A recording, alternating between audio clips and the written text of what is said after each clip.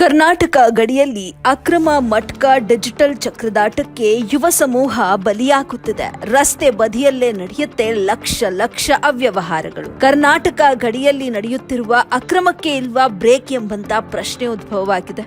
Karnataka ಗಡಿಯನ್ನೇ club ಮಾಡಿಕೊಂಡಿದ್ದಾರೆ ದುರುಳರು. ಮಟ್ಕಾ, digital ಚಕ್ರದಾಟ, ಅಕ್ರಮ ಸೇಂಧಿ ಮಾರಾಟ ಎಲ್ಲವೂ ಒಂದೇ ಕಡೆ ನಡೆಯುತ್ತೆ.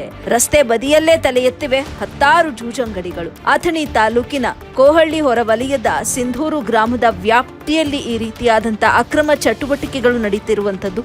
ದಿನಾಲೂ ಲಕ್ಷ ಅವ್ಯವಹಾರಗಳು ಇಲ್ಲಿ ನಡೀತಾನೆ ಇರ್ತವೆ. ಮಹಾರಾಷ್ಟ್ರದ ಸಾಂಗ್ಲಿ ಜಿಲ್ಲೆ ಜತ್ ತಾಲೂಕಿನ ಸಿಂಧೂರು ಬಾರ್ಡರ್ ಕರ್ನಾಟಕ ಗಡಿಯಿಂದ ಕೇವಲ 100 ಅಡಿ ಅಂತರದಲ್ಲಿ ಅಕ್ರಮ ತಾಣ ಇಲ್ಲಿ ಶುರುವಾಗಿದ್ದು, ಈ ಒಂದು ಅಕ್ರಮಕ್ಕೆ ಕರ್ನಾಟಕ ಗಡಿಯಲ್ಲಿ ನಡೀತಾ ಇರುವಂತಹ ಈ ಒಂದು ಅಕ್ರಮಕ್ಕೆ ಅಧಿಕಾರಿಗಳು ಬ್ರೇಕ್ ಹಾಕೋದು ಯಾವಾಗ ಎಂಬಂತ ಪ್ರಶ್ನೆ ಸಾರ್ವಜನಿಕರಲ್ಲಿ ಮೂಡಿದೆ.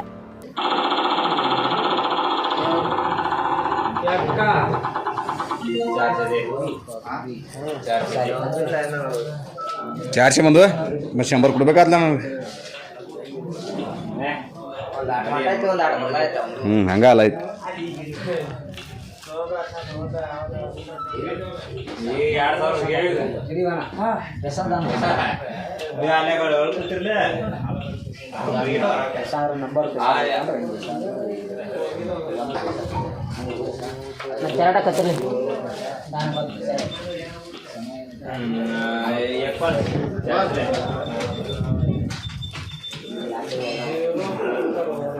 ಇಂದು ಎರಡು ಬಿಟ್ರೆ ಅನುಭವ ಏನು ಸೆಂಟರ್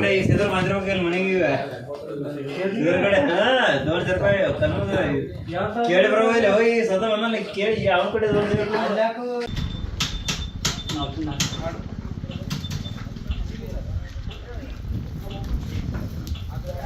ಹತ್ತಲಿಲ್ಲ